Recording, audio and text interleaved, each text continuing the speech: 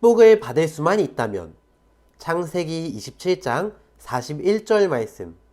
그의 아버지가 야곱에게 축복한 그 축복으로 말미암아 에서가 야곱을 미워하여. 아멘. 두근두근, 쿵쾅쿵쾅. 아까부터 심장이 마구 뛰고 있어요. 혹시라도 누군가 알아챌까 하는 두려운 마음에 다리는 덜덜덜, 들고 있는 그릇은 덜그럭덜그럭 흔들리고 있어요. 누구 얘기냐고요? 바로 야곱 이야기예요. 지금 형 에서가 가져야 하는 중요한 것을 야곱이 훔치는 중이에요.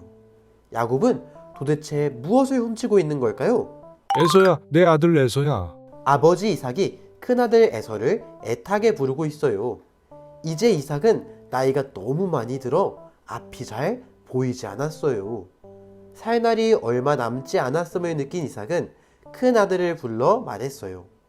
에서야, 이제 내가 언제 죽을지 모르겠구나. 한 가지 부탁이 있다. 나를 위해 사냥을 해서 별미를 만들어 오너라. 그러면 내가 그것을 먹고 힘을 내 죽기 전에 너를 마음껏 축복해 주겠다. 아버지의 말이 끝나자마자 에서는 흥분된 얼굴로 활과 화살통을 메고 들판으로 뛰어나갔어요. 옛날 이스라엘에서는 아버지가 죽기 전에 맏아들에게 축복해주는 전통이 있었어요. 이것을 장자의 축복, 장자의 상속권이라고도 해요. 아버지가 아들을 위해 하나님께 큰 복을 구하는 중요한 순간이었어요. 그런데 아버지와 큰아들의 은밀한 대화를 어머니 리브가가 엿듣고 있었어요. 리브가는 장자의 축복을 에서가 아닌 야곱이 받기를 원했어요.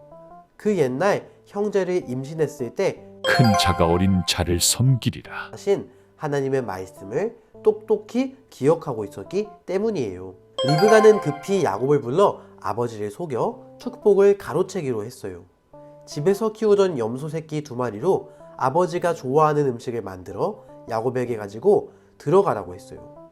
하지만 야곱은 걱정이 됐어요. 형은 몸에 털이 많은 반면 자신은 피부가 매끈매끈해 아버지가 만지시면 바로 알 수 있었거든요. 그렇게 해서 아버지에게 들키면 축복은커녕 저주를 받을 수 있었어요. 야곱아, 엄마가 모든 것을 책임질 테니 너는 내 말만 잘 따르면 된다. 리브가는 에서의 옷 가운데 제일 좋은 옷을 야곱에게 입힌 뒤 염소 새끼 가죽을 야곱의 손과 목 주변에 감쌌어요. 이제 에서인 것처럼 아버지에게 가서 축복을 받기만 하면 돼요. 두근두근 야곱은 떨리는 마음으로 음식을 들고 가서 아버지에게 축복해달라고 말했어요. 과연 이삭은 속았을까요? 야곱의 목소리가 조금 수상했지만 야곱의 손과 목에 있던 가죽털을 만져보고는 안심하면서 진심으로 축복해 주었어요. 결국 야곱은 아버지를 속이고서 형이 받아야 하는 축복을 가로챘어요. 사냥을 마치고 돌아온 에서는 뒤늦게 이 모든 사실을 알게 되었어요. 에서는 흐느껴 울면서 아버지에게 다시 축복해달라고 애원했어요. 하지만 이미 모든 축복이 야곱에게 넘어갔기에 이삭도 어쩔 수가 없었어요. 머리끝까지 화가 난 에서는 죽이고 싶을 만큼 야곱이 미웠어요. 그래서 이곳저곳을 다니며 아버지가 돌아가시면 동생을 죽이겠다고 말했어요. 이 말을 전해 들은 리브가는 야곱을 친오빠가 사는 먼 곳으로 도망가게 했어요. 야곱은 축복의 주인공이 되었지만 이제 집에서 살 수 없는 처량한 신세가 되었어요. 어쩌다가 이렇게 된 걸까요?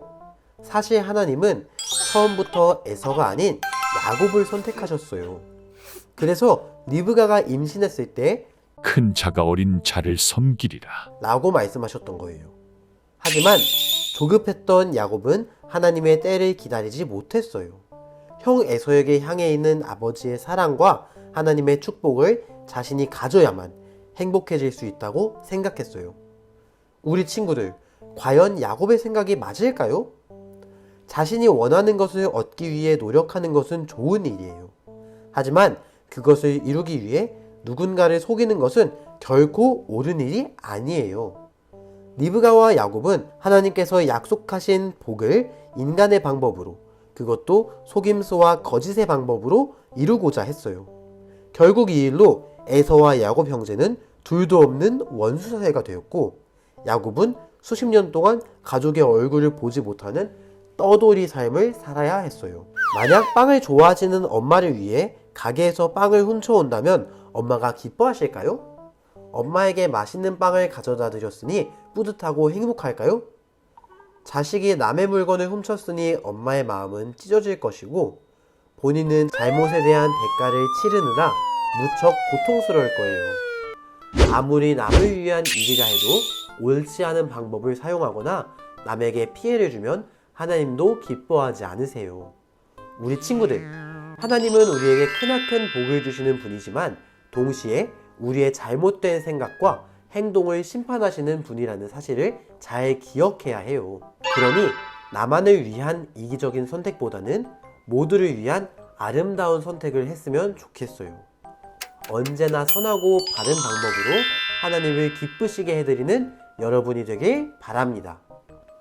함께 기도해요. 거룩한 마음과 진실한 입술을 주시는 하나님, 아무리 욕심나고 갖고 싶은 것이 있다 해도 거짓이나 속임수를 쓰지 않도록 우리의 마음을 지켜주세요. 손해를 볼지라도 하나님이 원하시는 진실한 말과 행동을 선택하도록 인도해 주세요. 내 마음보다 하나님의 마음을 먼저 기쁘게 해드리는 우리가 되게 해주세요. 예수님의 이름으로 기도합니다. 아멘.